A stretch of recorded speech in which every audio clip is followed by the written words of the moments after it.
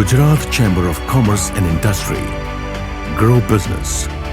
Transform Gujarat.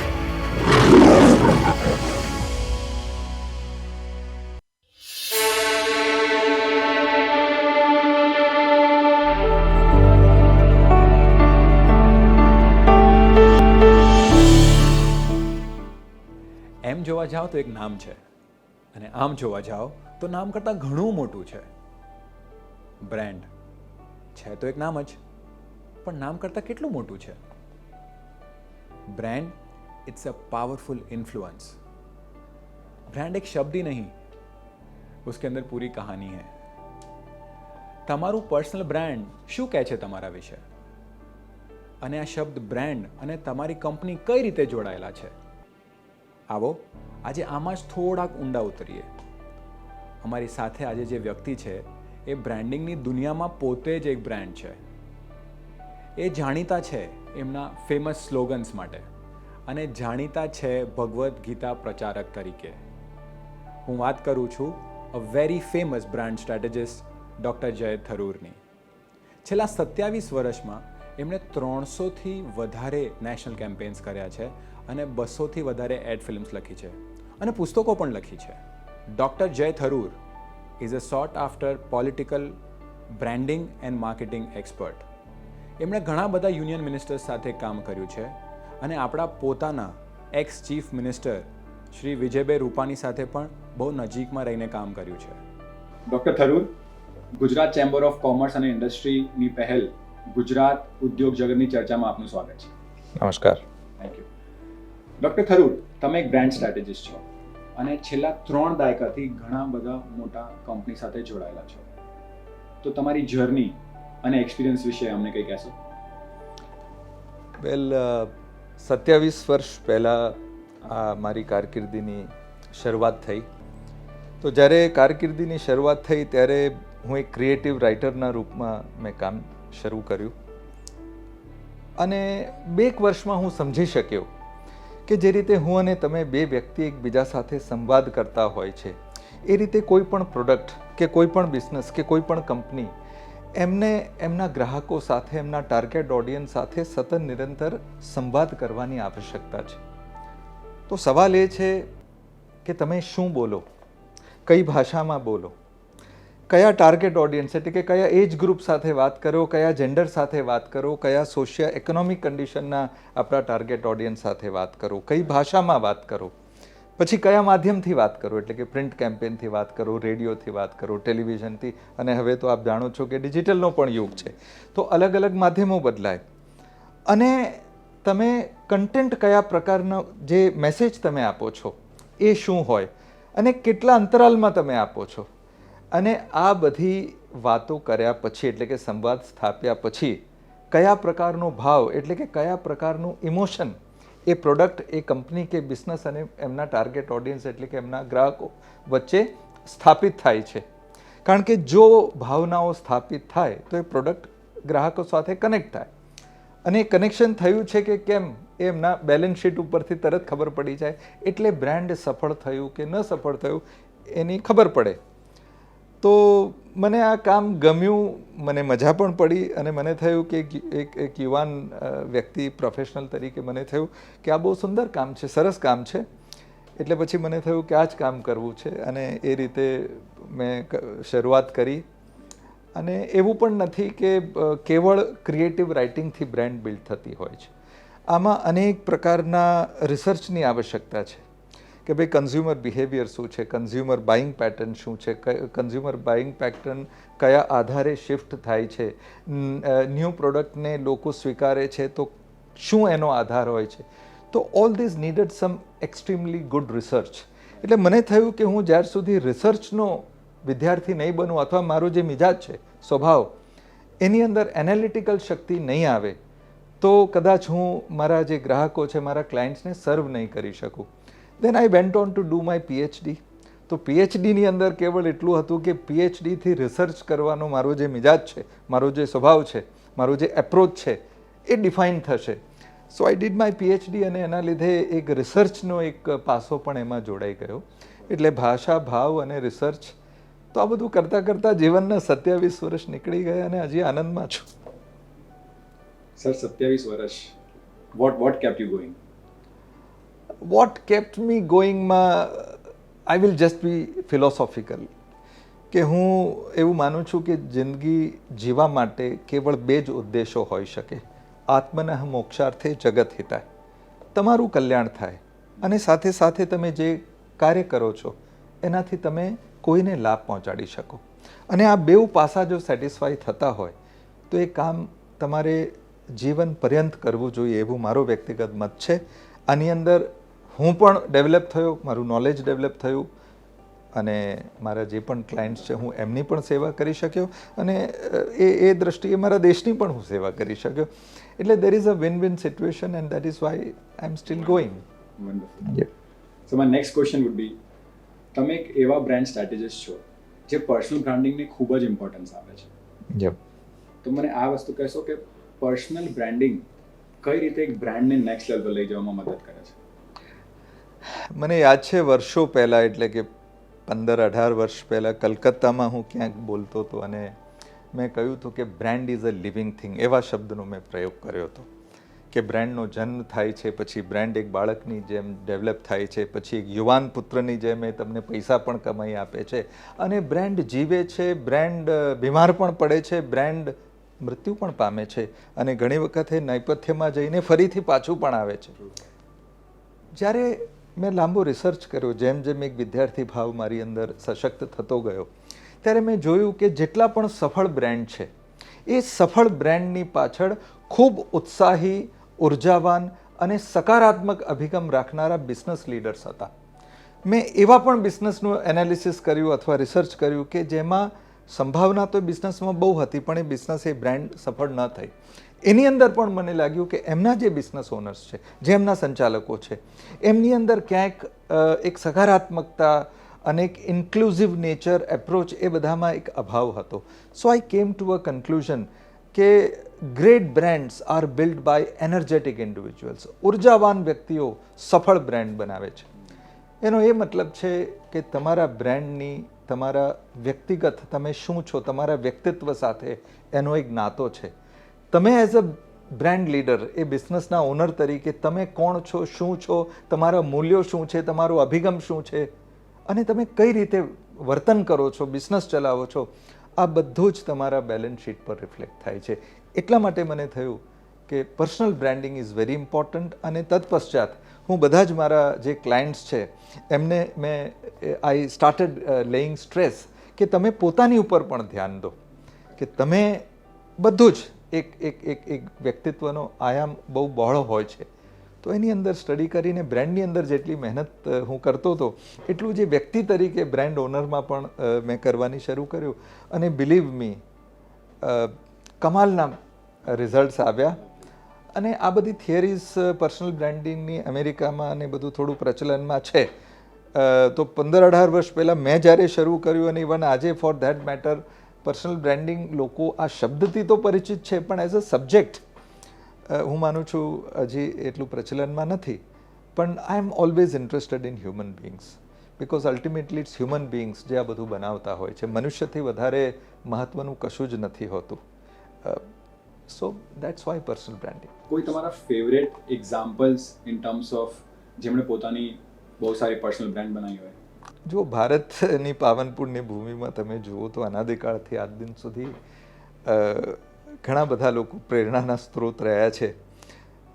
પણ મને ધીરુભાઈ અંબાણી, કારણ કે એમને શૂન્યમાંથી સર્જન કર્યું, મને એમ લાગે હું બહુ જ એમનાથી ઇન્સ્પાયર્ડ છું. રતન ટાટા, આ બધા બહુ જ મોટા નામ છે પણ માની લો કે આપણા અમદાવાદની વાત કરું તો પછી ઓનેસ્ટ ભાજીપાવ ટાઈપ હોય કે પછી ગાંઠિયા રથ હોય કે for that matter you know there are many small brands કે જેમને મેં આજથી 25-30 વર્ષ પહેલાં, તો એમના જે ઓનર્સ છે બધા એવા ઘણા બધા લોકો છે કે જેમણે, અને સૌથી મોટી વસ્તુ નરેન્દ્રભાઈ મોદી આપણા ઓનરેબલ પ્રાઇમ મિનિસ્ટર, એમનું જે રીતે એક વ્યક્તિત્વ વિકાસ કે આખી સરકાર અને ભારતીય જનતા પાર્ટી એ બધું એક પર્સનાલિટીની આજુબાજુ રિવોલ્વ થાય છે. અને જ્યારે પર્સનાલિટીની અંદર નીતિ પણ હોય, મૂલ્ય પણ હોય અને સેવાભાવ પણ હોય, પછી બિઝનેસ હોય કે રાજકારણ કે કોઈ પણ ક્ષેત્ર, તો સાહેબ એના પરિણામો હંમેશા સુંદર જ આવતા હોય છે. એટલે I think our country is full of ઇન્સ્પિરેશન્સ.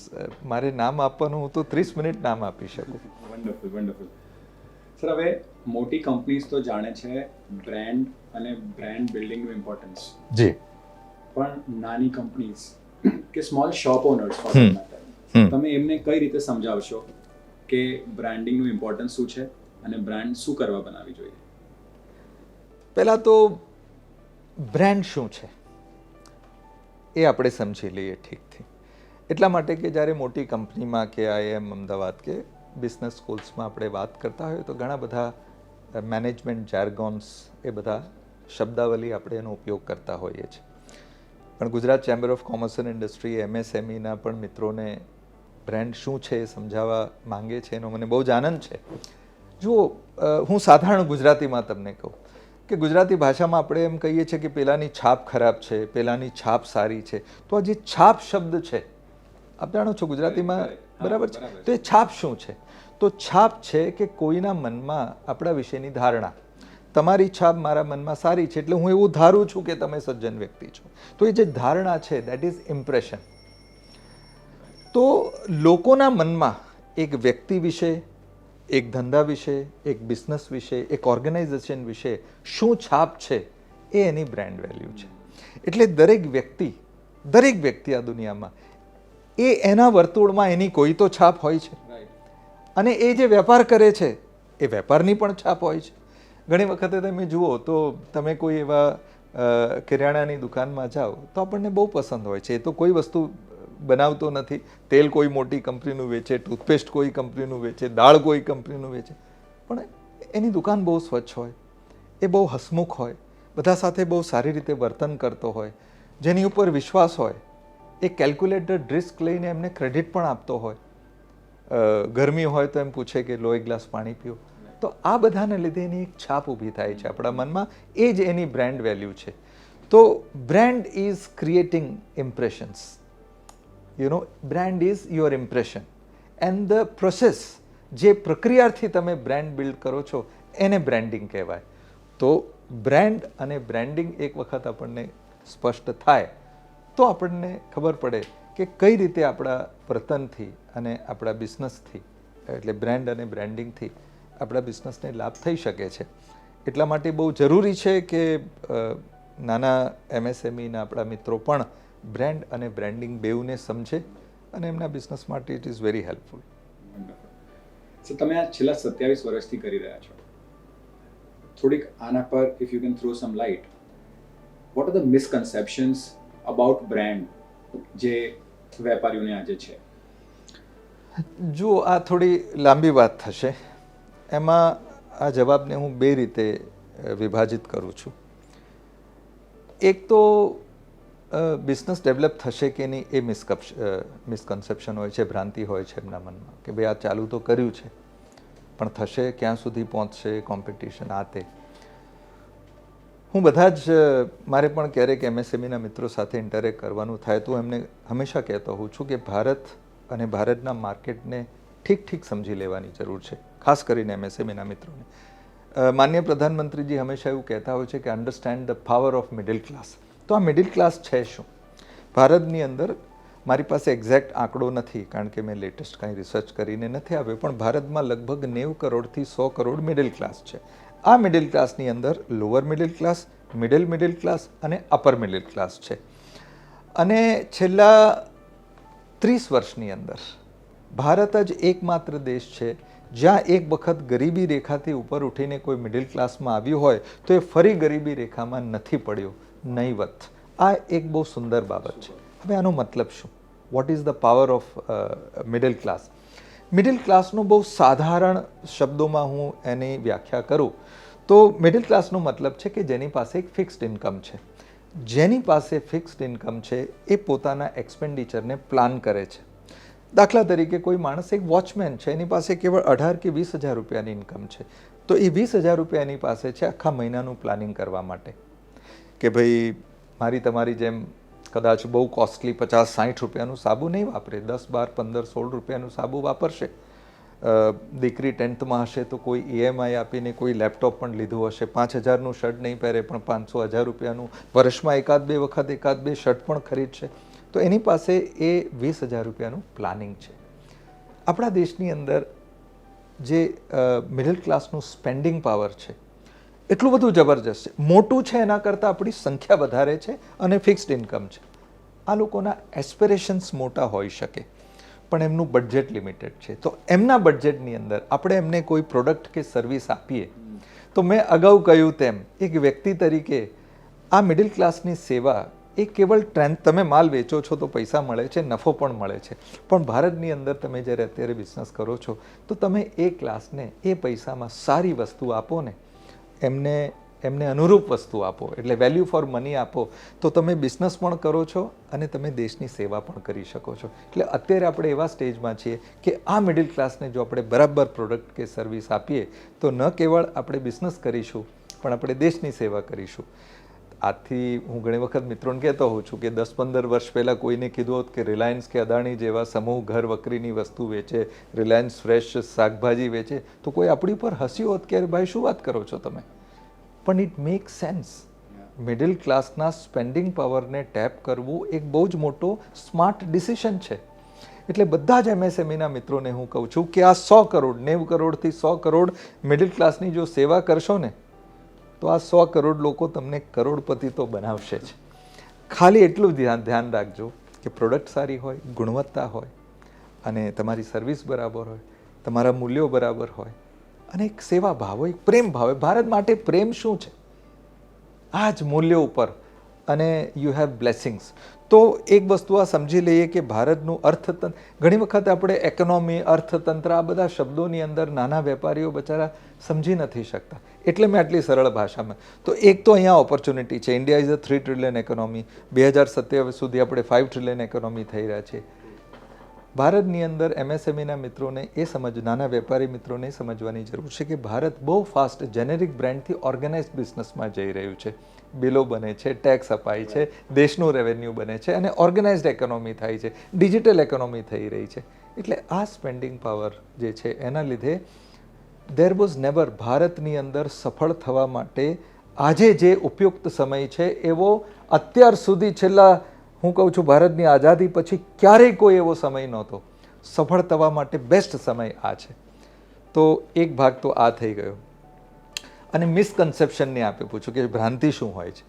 તો નાના વેપારી મિત્રોને એવું હોય છે કે ભાઈ મોટી કંપની પાસે લાખો કરોડો રૂપિયા હોય છે બ્રાન્ડિંગ કરવા માટે, માર્કેટિંગ કરવા માટે, તો એ લોકો તો પોતાની વાત વધુને વધુ લોકો સુધી પહોંચાડી શકે. અમે નાના બ્રાન્ડ છે, અમારી પાસે લિમિટેડ બજેટ છે, તો શું કરવું. MSMEના મિત્રોને મારે કહેવું છે કે આ જે મોટી મેગા બ્રાન્ડ્સ છે, મોટા બ્રાન્ડ છે, એમનું ઇનપુટ કોસ્ટ, મોટી ફેક્ટરી, હજારોની સંખ્યામાં લોકો, એમનું ઇનપુટ કોસ્ટ બહુ વધારે હોય છે.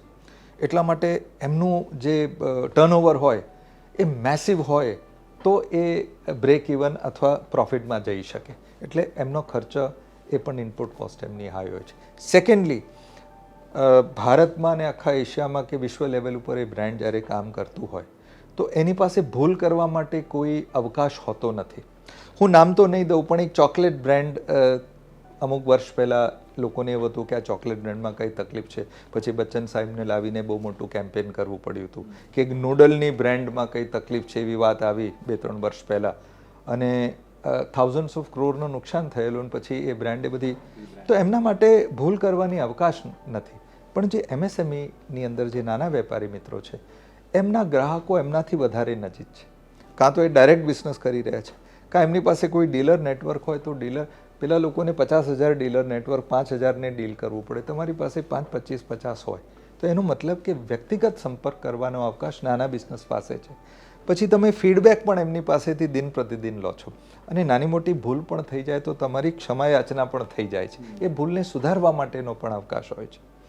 આ ઉપરાંત એક આંકડો હું તમને આપવા માંગુ છું. મારા ખ્યાલથી દિવ્ય ભાસ્કરે કે કોઈ ન્યૂઝપેપરમાં 2 વર્ષ પહેલાં મેં આ વાંચ્યું પણ હતું અને મારા પણ રિસર્ચમાં આવ્યું છે કે ભારતમાં અત્યારે લગભગ નોટ એક્ઝેક્ટ 30,000 એવી નાની બ્રાન્ડ છે જે ભયંકર પ્રોફિટ કરે છે અને મોટી મોટી બ્રાન્ડ હોવા છતાં એ બહુ સારું સફળ કામ કરી રહ્યા છે. હું તમને મારા વ્યક્તિગત એક અવલોકનના આધારે કહું કે 140 કરોડના દેશમાં 30,000 નહીં પણ 1 લાખ નાની બ્રાન્ડ, એટલે કે હજી 50,000 બીજી બ્રાન્ડ થાય ને તો પણ આ માર્કેટ એને સાથ આપી શકે. એટલે માર્કેટને પણ નાના સારી પ્રાઇસ, સારી ક્વોલિટીના બ્રાન્ડની જરૂર છે. એટલે માર્કેટને પણ જરૂર છે, ગ્રાહકોને પણ જરૂર છે. એટલે હું MSMEના મિત્રોને કહીશ કે તમારી પાસે કંઈક એવી શક્યતાઓ છે જે મોટી બ્રાન્ડ પાસે નથી.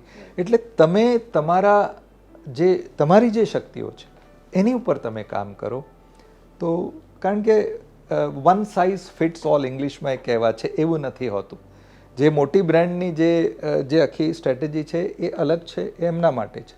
તમારે એને ફોલો કરવાની જરૂર નથી.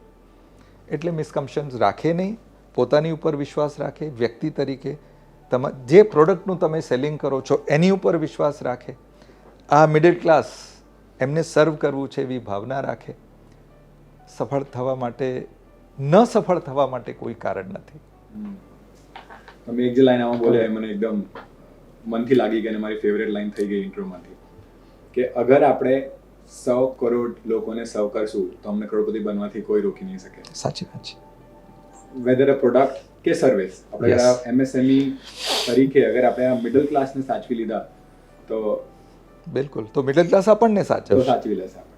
સત્ય એકબીજાને સાચવશે. આડંબર મિથ્યા એકબીજાને સાચવી નહીં શકે, પણ સત્ય એકબીજાને એટલે તમે નિખાલસ માનથી સારી પ્રોડક્ટ લઈ સારા પ્રાઇઝમાં એમને કંઈક મદદરૂપ થવું છે એવી ભાવથી જાઓ, તમને આવકારી લેશે 100%. હવે મને છે ને તમારા 27 યર્સના એક્સપિરિયન્સમાંથી મને એક કે બે તમારી સક્સેસ સ્ટોરી સાંભળવી છે કે જેના માટે તમે એઝ અ બ્રાન્ડ કન્સલ્ટન્ટ કે બ્રાન્ડ સ્ટ્રેટેજિસ્ટ કામ કર્યું હોય અને એવા એક બે કંપની તમે ઉદાહરણ આપી શકો. જુઓ, મારી સક્સેસ સ્ટોરી, મારી કોઈ નિષ્ફળતા જીવનમાં છે નહીં, એટલે મારી કોઈ સફળતા પણ નથી. હું જીવન એ રીતે જીવું છું. ઋગ્વેદમાં એક શબ્દ છે, ઇદમ ન મમ. આ હું નથી. એટલે કોઈ સુંદર કાર્ય મારા મારફતે થયું હોય તો ઈશ્વરની ઈચ્છાથી થયું હશે, એના માટે હું ક્રેડિટ નથી લેતો. તો મારી કોઈ નિષ્ફળતા પણ નથી, એટલે મારી કોઈ સફળતા પણ નથી. પણ જે પર્સનલ બ્રાન્ડ્સ છે કે જે પ્રાઇવેટ ઓન્ડ બ્રાન્ડ્સ, એટલે આ ગુજરાત ચેમ્બરના પ્રોગ્રામમાં હું એ બધા બ્રાન્ડના નામ લેવાનું પસંદ નહીં કરું, એવા ઘણા છે. પણ 2 બ્રાન્ડ વિશે ચોક્કસ મને કહેતા બહુ જ આનંદ થશે. રાજકોટમાં એક બ્રાન્ડ છે માહી, કચ્છ સૌરાષ્ટ્રના દૂધ ઉત્પાદકોની આ કોર્પોરેટ કંપની છે. તો 2014ની અંદર ત્યાં ડૉક્ટર S.K. ભલ્લા એના અધ્યક્ષ હતા અને સુનિલ શર્મા એમના ડાયરેક્ટર માર્કેટિંગ હતા. અને એ લોકો મધર ડેરીના નામે દૂધ વેચતા હતા. તો મધર ડેરીના નામે, અને મધર ડેરી જે દિલ્હી છે એમનો જરા સથવારો હતો, હેન્ડ હોલ્ડિંગ હતું એમને. તો એ લોકો લગભગ 50,000 લીટર દૂધ પર ડે વેચતા હતા. એના પછી માહી દૂધથી નામ, એટલે માહી બ્રાન્ડથી વેચવાનું શરૂ કર્યું. તે જ વખતે મારી પણ નિયુક્તિ બ્રાન્ડ ડેવલપમેન્ટ માટે થઈ. અને એનો લોગો, એનું પેકેજિંગ, એનું કમ્પ્લીટ કમ્યુનિકેશન એ બધું મારું જ લખેલું છે. એટલે મેં વ્યક્તિગત મારું લખેલું છે. મારી ઓફિસમાં ઘણા બધા ટીમ કામ કરે છે, પણ એ મારું કરેલું છે. અને એના રિસર્ચ માટે હું 6 મહિના સુધી કમ્પ્લીટ સૌરાષ્ટ્રના ગામ ફર્યો છું. 6 મહિના સુધી, મહિનામાં 15 દિવસ એક ગામ જઈને મેં જાણવાની કોશિશ કરી. અને પછી ધીમે ધીમે અમે લોકોએ એ માહી દૂધનું બ્રાન્ડ બિલ્ડ કર્યું. સવાલ એ હતો કે માહી શું છે, દૂધ છે કે, એટલે મારો જે લાઈન હતો કે માહી એટલે દૂધ, દૂધ એટલે માહી, એવા શબ્દ કે ભાઈ માહી એટલે દૂધ, બીજું કાંઈ તમે સમજતા નહીં. બીજું અમે રૂરલ કેમ્પેન ચલાવ્યો. તો સાહેબ 1.5 વર્ષમાં 50,000 લીટરથી લગભગ 4 લાખ લીટર પ્રતિદિન વેચવાનું શરૂ કર્યું. પછી આ માહી દૂધે ઘણા બધા પ્રોડક્ટ, ગીર ગાયના દૂધ આધારિત બધી ડેરી પ્રોડક્ટ્સ કરી. 3 વર્ષ પછી મધર ડેરીનું હેન્ડ હોલ્ડિંગ જતું રહ્યું. એટલે 3 વર્ષ પછી 3 વર્ષ આ બ્રાન્ડ બિલ્ડ થઈ ગયું. આ જે સુંદરતા એ છે કે લગભગ 1.25 લાખ દૂધ ઉત્પાદકો, એ લોકો આ કંપનીને પોતાનું દૂધ વેચે છે. એટલે એમનું જે પશુપાલકો છે એમનું બધું ચાલે છે. આ દૂધ સૌરાષ્ટ્રમાં જ પ્રોસેસ થાય છે. અને મને એક્ઝેક્ટલી તો ખબર નથી, પણ હું એવું ધારું છું કે 4-5 હજાર કરોડનું એમનું ટર્નઓવર છે. તો 4-5 હજાર કરોડનું દૂધ સૌરાષ્ટ્રમાં જ વેચાય છે. સુંદરતા તમે અહીંયા જુઓ કે આ ઇકોનોમી સૌરાષ્ટ્રમાંથી ઉદ્ભવે છે અને સૌરાષ્ટ્રમાં જ કન્ઝ્યુમ થાય છે. આ 4-5 હજાર કરોડ એ સૌરાષ્ટ્રની સરહદની અંદર ફરે છે. માણસનું કોરોનામાં શ્વાસનું ઇમ્પોર્ટન્સ શું છે એ આપણે જાણી શક્યા ને. તો આ એકોનોમી જ્યારે સૌરાષ્ટ્રના સરહદમાં ફરે એટલે સૌરાષ્ટ્ર માટે તો પ્રાણવાયુ સમાન છે. તો આ જે બ્રાન્ડ બિલ્ડ થયું એમાં હું એક અલ્પ કાર્ય હું પણ આહુતિ આપી શક્યો એનો મને આનંદ છે. બાકી તો હું એવું માનું છું કે ઈશ્વરની ઈચ્છાથી જ આ બધું થતું હોય છે. અત્યારે પણ જે લોકો એ સંચાલન કરે છે ખૂબ સુંદર કામ કરી રહ્યા છે. અને બીજી એક બ્રાન્ડ એમાં ઇમોશનલ મારું કોન્ટેક્ટ, હું સરદાર વલ્લભભાઈ પટેલનો બહુ ભક્ત છું અને આપણે બધા જ છીએ. તો એક કમળ સિમેન્ટ કરીને એક બ્રાન્ડ છે કે એના ઓનર્સ ચેન્જ થયા અને 2 દાયકા સુધી એ બ્રાન્ડ બંધ રહી કમળ સિમેન્ટ. અને પછી સ્પેનની કોઈ કંપની વોટર એન્થિસ સિમેન્ટોઝ એમને ડેપ્ટ રિસ્ટ્રક્ચરિંગમાં એમના ખોળામાં આવી પડી. એટલે એમને કંઈ જોઈતું નહોતું પણ આવી પડી. એટલે વોટર એન્થમ જે સ્પેનની કંપની હતી એમણે મારી નિયુક્તિ કરી. એમ કીધું કે આનું કરવું શું? મેં કીધું ભાઈ આ અમારા મહાન નેતા સરદાર વલ્લભભાઈ પટેલની પ્રેરણાથી ચાલુ થયેલી કંપની છે. આ નામ પણ સરદાર સાહેબે આપ્યું છે અને મહારાજા દિગ્વિજયસિંહના નામે Shri Digvijay cement company limited એનું નામ છે. મેં કીધું આ બ્રાન્ડને આપણે ચલાવીએ અને આખું બ્રાન્ડને ફરીથી ઊભું કર્યું અને એ પણ લગભગ 4-5 હજાર કરોડનું એનું. એમાં પણ મને આનંદ છે કે આ કંપનીનું પ્લાન્ટ સૌરાષ્ટ્રમાં છે જામનગરમાં અને 95% સિમેન્ટ એ સૌરાષ્ટ્રમાં જ વેચે છે. એટલે આ 4-5 હજારની કરોડની ઇકોનોમી એ સૌરાષ્ટ્રમાં ઉદ્ભવે છે, સૌરાષ્ટ્રમાં જ કન્ઝ્યુમ થાય છે અને આ સૌરાષ્ટ્રના સરહદમાં ફરે છે. તો આ પ્રકારની જ્યારે ઘટનાઓ બને છે ત્યારે મને બહુ જ આનંદ થાય છે કે આ પ્રકારના યજ્ઞ કાર્યમાં હું એક અલ્પ આહુતિ આપી શક્યો અને નાનું મોટું કંઈક જે કંઈ મારી સીમિત બુદ્ધિથી હું પણ એમાં કંઈક એનો આનંદ થાય છે. બાકી મેં કહ્યું તેમ જીવનમાં મારી કોઈ અસફળતા નથી. સફળ એટલું કહીશ કે હજારો લોકોના ચહેરા ઉપર જ્યારે હું માહીની ખાસ વાત કરું તો હું ગામડે જતો તો જ્યારે બાળકોના હાથમાં તમે પુસ્તક જુઓ, તમે વડીલોના ચહેરા ઉપર તમે જ્યારે હાસ્ય જુઓ ને ત્યારે તમને એમ થાય કે ભાઈ જીવન સફળ છે.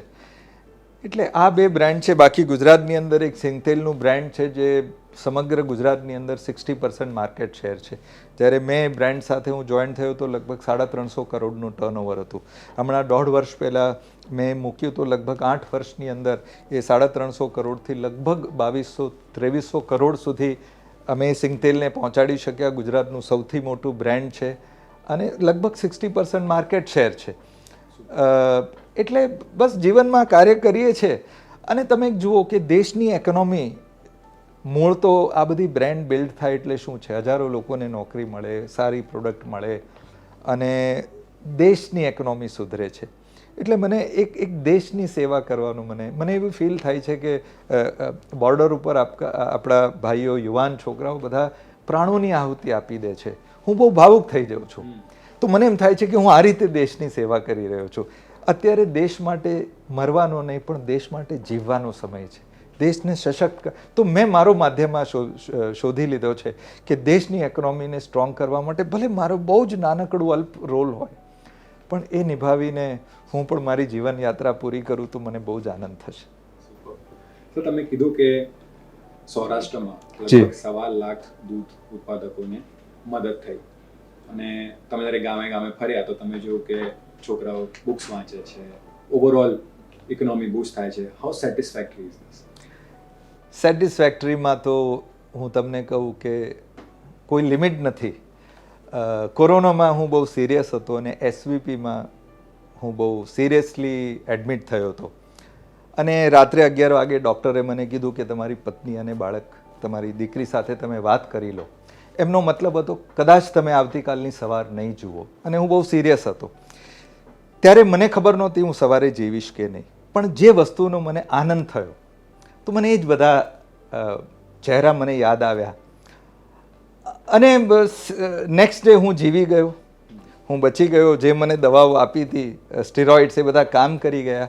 પણ એ રાત્રે જે વસ્તુએ મને આંતરિક હિંમત આપી હતી એ બધા ચહેરા હતા, એ બાળકો, એ માતાઓ, એ બધી સ્ત્રીઓ.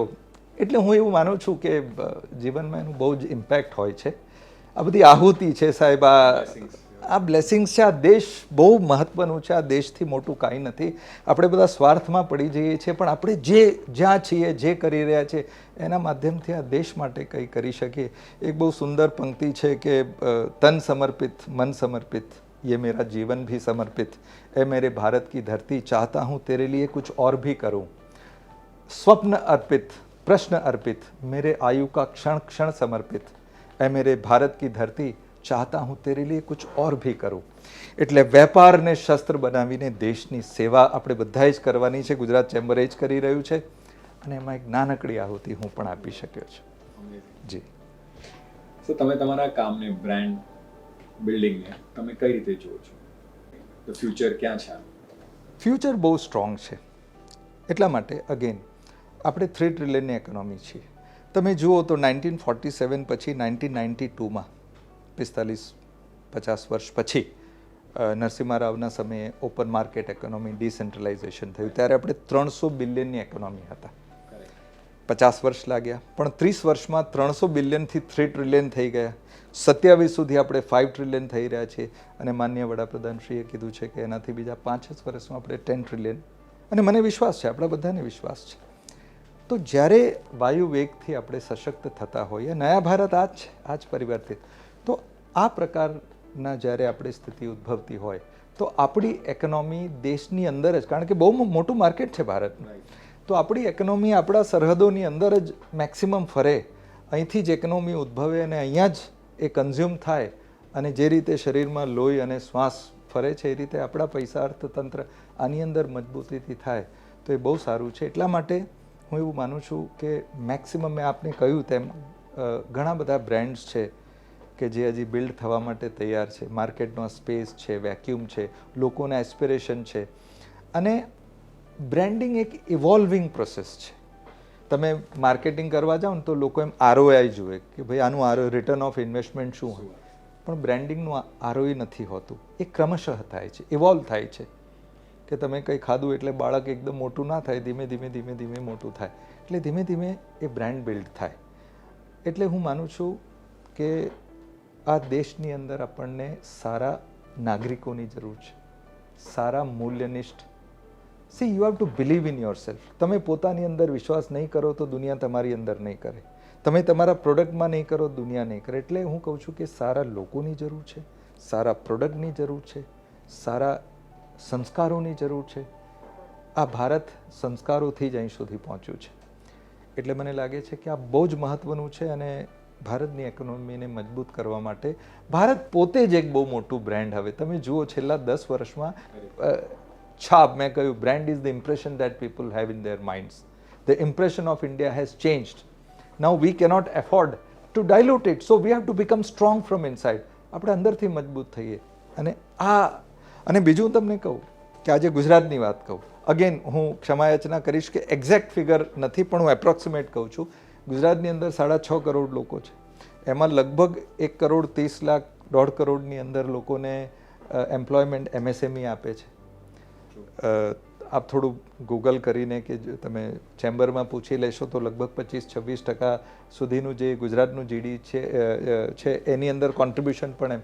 તો આ MSME સેક્ટર, અને જે MSME નથી એ પણ બ્રાન્ડમાં. તો એટલે સાહેબ, બ્રાન્ડ જે છે એ डेवलपमेंट એટલે गुजरात उन्नति, देश की उन्नति. तो अपने लिए ज़िंदगी बनाइए और देश के लिए भविष्य बनाइए. अपने लिए ज़िंदगी बनाने का ज़रिया ब्रांडिंग है, देश के लिए भविष्य बनाने का ज़रिया भी ब्रांडिंग है. સર, તમે તમારા ઇન્ટરવ્યુમાં એક લાઈન બોલ્યા કે બ્રાન્ડિંગ નાના મોટા બધા વેપારીઓએ કરવી જોઈએ. તો મારો તમને સવાલ આ છે કે નાના અને મોટા વેપારી બ્રાન્ડિંગ ક્યાંથી શરૂ કરે, કઈ રીતે કરે અને કેટલું કરે? જુઓ, બ્રાન્ડિંગ, હું પહેલાં એમ કહીશ કે બ્રાન્ડિંગ અને બ્રાન્ડને લોકો સમજે અને બ્રાન્ડિંગ માટે પોતાનું માઇન્ડસેટ તૈયાર કરે. કેમ? એટલા માટે કે બ્રાન્ડિંગ એ નિઃશુલ્ક, એટલે મફત, પૈસા વગર પણ થઈ શકે, ઓછા પૈસે પણ થઈ શકે, અને કરોડો રૂપિયાના બજેટથી પણ થઈ શકે.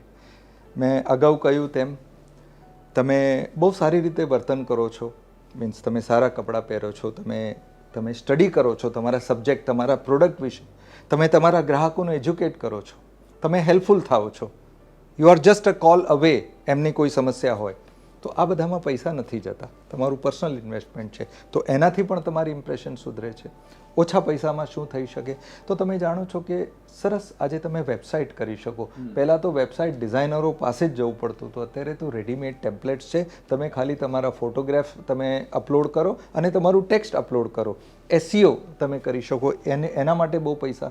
સર્ચ એન્જિન ઓપ્ટિમાઇઝેશન, કારણ કે જ્યારે પણ ગૂગલમાં કોઈ સર્ચ કરે તો તમારા પ્રોડક્ટની માહિતી એમના એટલીસ્ટ સર્ચમાં આવે, એના માટે SEO જરૂર છે. એના માટે બહુ પૈસા નથી થતા, ઓછા પૈસા થાય છે. તો એટલું તો તમે કરી શકો.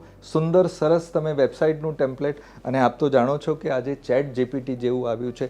બહુ જ નાના વેપારીઓ કદાચ આનાથી પરિચિત ના હોય તો એમના બાળકોને કે આજે 10th 12th કોલેજમાં જે બાળકો ભણે છે એમની મદદ લે, તો જે કન્ટેન્ટ ક્રિએશન છે એમાં એ ચેટ GPT આર્ટિફિશિયલ ઇન્ટેલિજન્સમાં જે વધારે એડવાન્સ છે, કદાચ એના માટે સ્મોલ એન્ટરપ્રાઇઝના મિત્રો કદાચ અત્યારે તૈયાર ના હોય, એ કરી શકે. એટલા માટે હું એવું માનું છું કે બ્રાન્ડિંગ એક માઇન્ડસેટ છે. તમે પહેલાં એવું ના માનો કે તમે નથી કરી શકતા, કારણ કે આ બ્રહ્મ વાક્ય યાદ રાખો કે બ્રાન્ડ એટલે તમારી છાપ, તમારું ઇમ્પ્રેશન. અને છાપ ઊભી કરવા માટે પૈસા જોઈએ એવું નથી.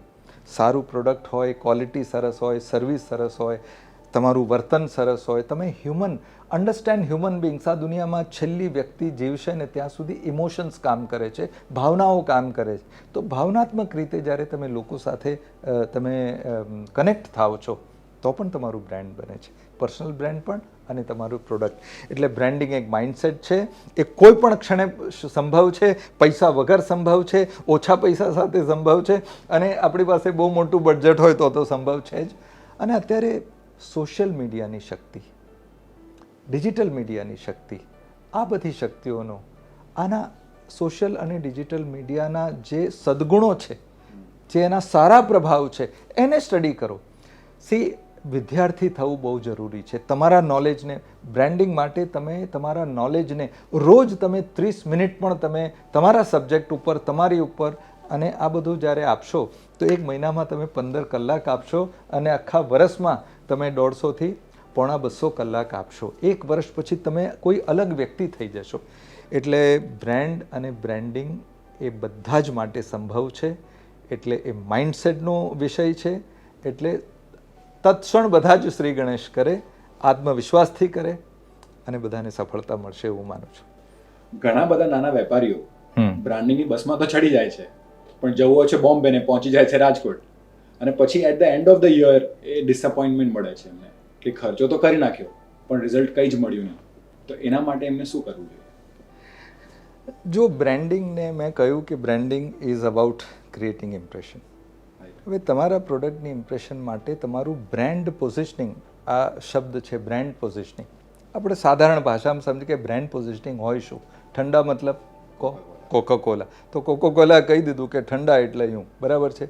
મર્સિડીઝ બેન્ઝ એટલે ક્લાસ, BMW એટલે ડ્રાઇવિંગ એક્સપિરિયન્સ, અમેરિકા એટલે સુપર પાવર, આમિર ખાન એટલે પરફેક્શનિસ્ટ, પાકિસ્તાન એટલે આતંકવાદ, ભારત એટલે આધ્યાત્મ. આ બધું બ્રાન્ડ પોઝિશનિંગ છે. એક શબ્દમાં તમે શું છો પહેલાં તો એ ખબર પડવી જોઈએ. એટલે બ્રાન્ડ પોઝિશનિંગ કરો.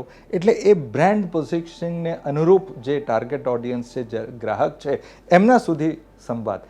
Brand positioning is something like GPS હોય છે તો આપણને દિશા બરાબર મળે છે, ખોટી દિશા નથી પહોંચતા. મનુષ્યના રૂપમાં આપણા શાસ્ત્રોમાં પણ લખ્યું છે કે આપણે અંત કંઈ ખોટું કરીએ ને તો અંદરથી અવાજ આવે છે કે આવું નહોતું કરવા જેવું. તો અંદર એક પોઝિશનિંગ છે, જીપીએસ છે. બ્રાન્ડ પોઝિશનિંગ જરૂરી છે કે તમે, એટલે પ્રોડક્ટ કે સર્વિસ, તમે શું છો, કોના માટે છો, એક શબ્દ સુધી એને ડિફાઇન કરો. તો બ્રાન્ડ પોઝિશનિંગ જ્યાં સુધી તમે નહીં કરો, તમે બધા માટે ઉપલબ્ધ છો, તમે બધું જ છો એવું ના હોય. એટલે બ્રાન્ડ પોઝિશનિંગ કરે તો એનાથી જે તમારો ટાર્ગેટ ઓડિયન્સ છે, જે તમારા ગ્રાહક છે, એમના વિશે ખબર પડશે. ગ્રાહકોને પણ મદદ મળશે કે ભાઈ કોકોકોલા ઠંડા છે તો જેને ઠંડુ પીવું છે, ઠંડાનો વિચાર કરશે તો એનો પણ વિચાર કરશે, બીજા પણ બધા પદાર્થ છે પીવા માટે. તો એક બ્રાન્ડ પોઝિશનિંગ તમને દિશા આપે છે, અને એમાંથી ઘણું બધું બ્રાન્ડિંગની એક્ટિવિટીઝ ઊભી થતી હોય છે. એટલે હું બધાને કહીશ કે જે રીતે જીપીએસ હોય છે એ રીતે બ્રાન્ડ પોઝિશનિંગનું ધ્યાન રાખો. તમારી દિશા ધીમે કદાચ હોઈ શકે પણ ખોટી નહીં પડે. જી, wonderful. Doctor Tharoor, thank you very much. તમે આજે તમારો ટાઈમ કાઢીને અમારી પાસે આવ્યા. હું તો બહુ જ શીખ્યો છું, અને આઈ વિશ કે અમારા વ્યુઅર્સ પણ ઘણું બધું શીખશે આ વિડીયો જોયા પછી અને એને ઇમ્પ્લિમેન્ટ પણ કરશે. Thank you very much once again. Thank you so much. CCI ની તરફથી થેન્ક યુ. બાથરૂમ ડિસો ઇટાલિયન ફર્નિચર હિક ખોક્કો ખર્ચો કયો આ ડાડો સુઠો બેલ્જિયમ મિરર 50 લખ ખર્ચો કયો આ ડાડો સુઠો ઝુમર બ ખોક્કા ખર્ચો કયો આ ડાડો સુઠો ઝુમર કટી પયો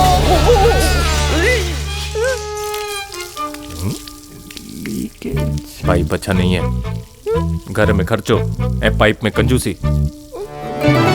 एस्ट्रल पाइप लगाओ, इंडिया का भरोसेमंद पाइप. टाडो सुठो. નમસ્કાર. વેપારી મહામંડળની ગુજરાતના ઉદ્યોગ જગતની ચર્ચાની કડી નંબર 2માં જોડાવા બદલ આપ સૌને ખૂબ ખૂબ અભિનંદન. પહેલી કડીમાં આપણે મૂડીરોકાણ, break even point, return on capital invested વગેરે વિષયો ઉપર વાત કરી. આજે બીજી કડીમાં એનાથી પણ વધુ અગત્યની વાત જે તમને વધુ લાંબા અંતર સુધી લઈ જાય એટલે કે બ્રાન્ડિંગ. બ્રાન્ડ કઈ રીતે બનાવી. સરળ શબ્દોમાં આજના તજજ્ઞ ડૉક્ટર જયભાઈએ આપણને એક વાત સમજાવી કે બ્રાન્ડ એટલે છાપ. હવે આ છાપ તમારી સારી હોય તો તમને તમારા વેપાર ઉદ્યોગના વિકાસમાં મદદરૂપ થાય અને છાપ સારી ના હોય તો તમારો વેપાર ઉદ્યોગનો વિકાસ મર્યાદિત રહે. એટલે સારી છાપ ઊભી કરવી અને એ કઈ રીતે ઊભી કરવી એના નાના નાના પગથિયાઓની સફરે ડૉક્ટર જય થરૂર આ એપિસોડમાં આપણને લઈ ગયા. આવનારા દિવસોમાં પણ બ્રાન્ડિંગ, માર્કેટિંગ, કોમ્પ્લાયન્સીસ, કાયદાનું પાલન, અનુશાસન, સરકારની નીતિઓ, વેપાર ઉદ્યોગના પ્રશ્નો, એના ઉકેલો, આવા અનેક વિષયો ઉપર આપણે એક પછી એક કડી રજૂ કરવાના છીએ. બહોળી સંખ્યામાં આપ સૌ જોડાઓ અને આ વિકાસનો વેગવંતો પવન સમાજના નાનામાં નાના વેપારી, દૂર ગામડાના નાનામાં નાના ઉદ્યોગ સુધી પહોંચે એ માટેના પ્રયાસમાં આપણે સૌ વેપારી મહામંડળના નોમિનલ સભાસદ બનીને જોડાઈએ અને તમામ વેપારી મિત્રો, તમામ ઉદ્યોગકારો, તમામ સર્વિસ પ્રોવાઈડર્સને આગ્રહ કરીએ કે દર રવિવારે રજૂ થનારી આ શ્રૃંખલામાં મોટી સંખ્યામાં આપણે સૌ જોડાઈએ. આભાર. ખૂબ ખૂબ અભિનંદન અને શુભેચ્છાઓ. Gujarat Chamber of Commerce and Industry. Grow business. Transform Gujarat.